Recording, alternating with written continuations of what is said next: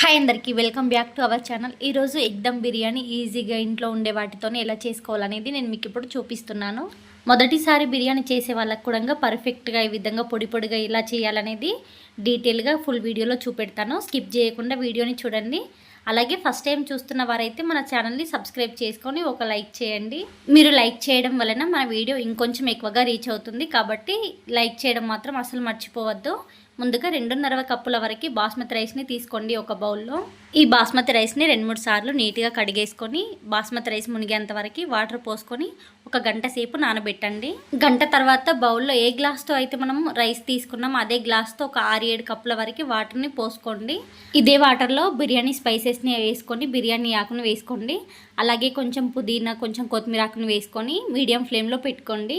బాస్మతి రైస్ని ఉడికించడానికి ఒక పక్క పెట్టేసుకున్నాం కదా, ఇంకో సైడ్ ఇంకో బౌల్ తీసుకోండి. మనకి ఇప్పుడు గ్రేవీ కావాలి కాబట్టి నేను ఇక్కడ నార్మల్గా యూస్ చేసే బౌలే వాడుతున్నాను. మీ దగ్గర ఏదైనా నాన్ స్టిక్ది పెద్దగా ఉంటే వాడండి. నా దగ్గర లేకపోవడంతో ఈ నార్మల్ బౌల్ తీసుకుంటున్నాను. నాన్ స్టిక్ బౌల్లో చేసుకోవడం వలన బిర్యానీ అనేది అసలు అడగంటదు. మీ దగ్గర అది కూడా లేకపోయినట్లయితే ఇదే విధంగా కొంచెం మందంగా ఉండే బౌల్ తీసుకోండి. మనం తీసుకునే బౌల్లో 4-5 టేబుల్ స్పూన్ వరకు ఆయిల్ వేసుకోండి. కొంచెం పసుపు, కారం, అలాగే సాల్ట్ వేసుకొని ఎగ్స్ని ఒక 2 నిమిషాల పాటు ఫ్రై చేసుకోండి. ఫ్రై చేసుకున్న తర్వాత ఒక ప్లేట్లో తీసుకొని పక్కన పెట్టేసుకోండి.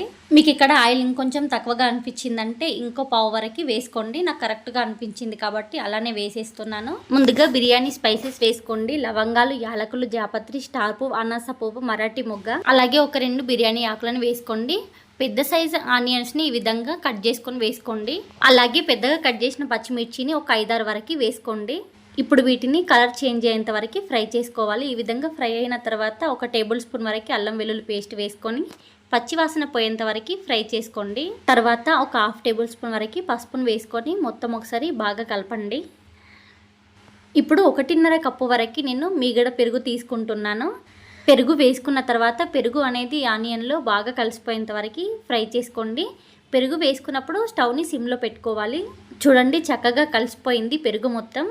బిర్యానీలోకి ఒక సైడ్ గ్రేవీ చేసుకుంటూ ఇంకో సైడ్ మనము రైస్ అయితే ఉడికించుకోవడానికి వాటర్ బాయిల్ చేస్తున్నాం కదా, ఈ విధంగా ఎసరొచ్చే టైంలో 1.5 టేబుల్ స్పూన్ వరకు సాల్ట్ వేసుకోండి.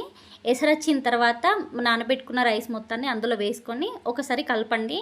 స్టవ్ని మీడియం ఫ్లేమ్లోనే పెట్టుకోవాలి. మీకు చెప్పడం మర్చిపోయాను నేను, పుదీనా ఆకు, కొత్తిమీర ఆకు వేసుకున్న తర్వాత కొంచెం ఆయిల్ వేసుకోండి. ఆయిల్ వేసుకోవడం వలన రైస్ అనేది పొడి పొడిగా ఉంటుంది. పెరుగు అనేది ఈ విధంగా చక్కగా కలిసిపోయిన తర్వాత తగినంత కారం వేసుకోండి. అలాగే మీరు తినే సాల్ట్ని బట్టి సాల్ట్ని వేసుకోండి. ఈ కారం, సాల్ట్ అనేది గ్రేవీలో మంచిగా కలిసిపోయేంత వరకు బాగా కలపండి. అలాగే ఒక టేబుల్ స్పూన్ వరకు ధనియాల పొడి, ఒక టేబుల్ స్పూన్ వరకు బిర్యానీ మసాలాని వేసుకోండి. అలాగే పుదీనా, కొత్తిమీర ఆకుని కూడా వేసుకొని మొత్తం ఒకసారి కలపండి. ఈ పుదీనా, కొత్తిమీర కూడా గ్రేవీలో చక్కగా కలిసిపోయేంత వరకు కలుపుతూ ఫ్రై చేసుకోండి. స్టవ్ని మీడియం ఫ్లేమ్లో సిమ్లో పెట్టుకోండి. హై ఫ్లేమ్లో పెట్టుకున్నట్లయితే మాడిపోతుంది. ఒక సైడ్ మనము రైస్ ఉడికిస్తున్నాం కదా, ఆ వాటర్ని ఒక చిన్న గ్లాస్తో తీసుకొని ఈ గ్రేవీలో వేసుకోండి. కొంచెం అడగంటకుండా ఉంటుంది. స్టవ్ని సిమ్లో పెట్టేసుకొని దీనిపైన మూత పెట్టుకోండి. ఆయిల్ పైనకు తేలేంత వరకు. ఈ విధంగా ఆయిల్ పైనకు తేలినప్పుడు ముందుగా ఫ్రై చేసి పెట్టుకున్న ఎగ్స్ని వేసుకొని ఈ గ్రేవీలో కలపండి. ఈ గ్రేవీ అనేది ఎగ్స్కి మంచిగా పట్టించాలి. తినేటప్పుడు మంచి టేస్టీగా ఉంటాయి. ఈ విధంగా ఆయిల్ పైనకు తేలుతున్నప్పుడు సగం గ్రేవీని తీసుకోండి. 2 ఎగ్స్ సగం గ్రేవీని ఒక గిన్నెలో తీసుకోండి. ఈ బౌల్లో ఇంకా సగం గ్రేవీ అనేది ఉంటుంది కదా, దాన్ని మొత్తం బౌల్ మొత్తం స్ప్రెడ్ చేయండి. ఇప్పుడు 70% ఉడికించిన రైస్ని వేసుకోవాలి. రైస్ అనేది ఇంకొంచెం మెత్తగా ఉడికిన తర్వాత వేసుకోవడం వల్లనే మనకి బిర్యానీ అనేది కొంచెం మెత్తగా అవుతుంది. కాబట్టి ఒక లేయర్ అనేది 70% ఉడికిన రైస్ని వేసుకోవాలి. అలాగే కొంచెం పుదీనా, కొత్తిమీరని వేసుకొని మిగతా సగం గ్రేవీని ఒక గిన్నెలో తీసుకొని పెట్టుకున్నాం కదా, ఆ గ్రేవీని కూడా ఇందులో వేసుకోవాలి. తర్వాత 80% ఉడికించిన రైస్ని వేసుకోండి. ఒకే దగ్గర రైస్ని కుప్పలాగా వేసుకోకండి, మొత్తం సమానంగా ఉండేటట్లు రైస్ని వేసుకోండి. లాస్ట్లో కూడా కొంచెం పుదీనా, కొంచెం కొత్తిమీర ఆకుని వేసుకోండి.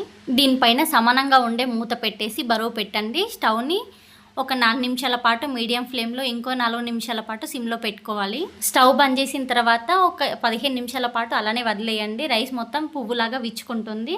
అంతే, మనకి ఎగ్ బిర్యానీ అయితే రెడీ అయిపోయింది. చూడండి ఎంత పొడి పొడిగా వచ్చిందో, ముద్దలాగా అసలు రాలేదు. రైస్ కూడా కరెక్ట్గా కుక్ అయిపోయింది. మన ఎగ్ బిర్యానీ అయితే రెడీ అయిపోయింది. మీరు కూడా ఒకసారి ఈ విధంగా ట్రై చేయండి, చాలా టేస్టీగా ఉంటుంది. వీడియో నచ్చితే ఒక లైక్ చేయండి. ఇలాంటి మరిన్ని వీడియోస్ కోసం మన ఛానల్ని సబ్స్క్రైబ్ చేసుకోండి.